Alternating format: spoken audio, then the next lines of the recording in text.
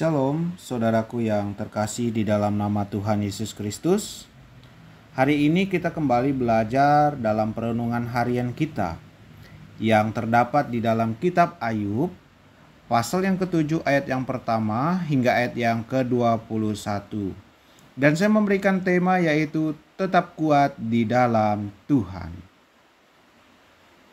Di tengah kesesakannya, di tengah keputusasaannya, di tengah ketidakberdayaan menghadapi pergumulan hidupnya, Ayub memilih untuk berseru dan memohon kepada Tuhan. Pasal yang ke-7 ini dibagi menjadi dua bagian. Bagian pertama, ayat yang pertama hingga ayat yang ke-10, di mana di sini berisikan apa yang dirasakan Ayub terhadap pergumulannya. Sementara ayat yang ke-11 sampai ayat yang ke-21 berisikan seruan Ayub kepada Tuhan. Mungkin saja di antara kita ada yang sedang merasa tidak berdaya karena permasalahan kehidupan yang berat. Mungkin di antara kita mulai berpikir bahwa hidup ini sia-sia, atau bahkan ada yang mulai kehilangan harapan, merasa seorang diri menghadapi masalah. Biarlah kita mengambil langkah seperti Ayub.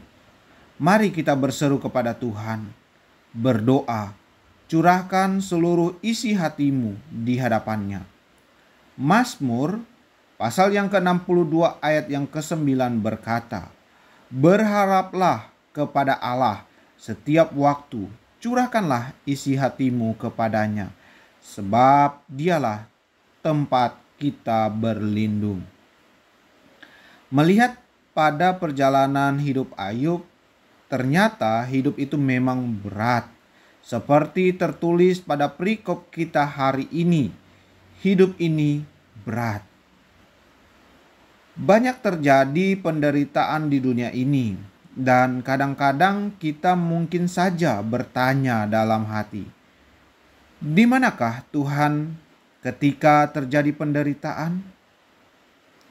Atau mengapa Tuhan membiarkan ada penderitaan? Untuk itu kita perlu belajar dari kitab Yeremia pasal yang ke-18.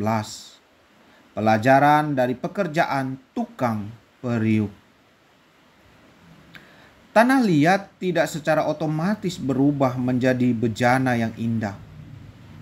Tetapi tanah liat harus melalui beberapa proses sehingga dapat menjadi sebuah bejana yang berkualitas. Apabila bejana yang sedang dibuatnya dari tanah liat di tangannya itu rusak, maka tukang periuk itu mengerjakannya kembali menjadi bejana lain menurut apa yang baik pada pemandangannya. Yeremia 18 ayat yang keempat. Tetaplah ingat bahwa Tuhan sedang melihat kita. Tuhan sedang menyertai kita. Tuhan sedang mendengar kita. Bahkan Tuhan sedang mencurahkan kasih-Nya yang sempurna bagi hidup kita. Tuhan menyayangi dan mencintai hidup kita. Dia sedang membentuk kita untuk dapat menjadi sesuai dengan rencana yang telah ditetapkan, yaitu rencana yang indah dan sempurna. Amin. Mari kita berdoa. Tuhan Yesus, penolong kami yang setia, saat ini kami datang kepadamu, Tuhan, membawa segala pergumulan yang terjadi di dalam hidup kami. Cobaan demi cobaan datang silih berganti. Tidak jarang membuat kami mengeluh, bahkan merasa tidak berdaya. Di tengah ketidakberdayaan kami, Tuhan, kami datang kepadamu, memohon kekuatan dari Tuhan. Kiranya Engkau berkenan menjamah hati dan pikiran kami. Berikan kami keikhlasan dalam menjalani hari-hari kehidupan kami.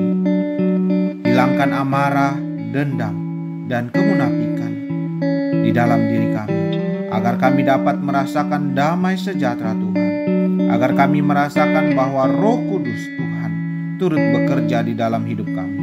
Beri kami hati yang mengampuni, yang mau dibentuk, yang mau diajar Tuhan. Ini hidup kami. Dalam nama Tuhan Yesus kami sudah berdoa. Amin.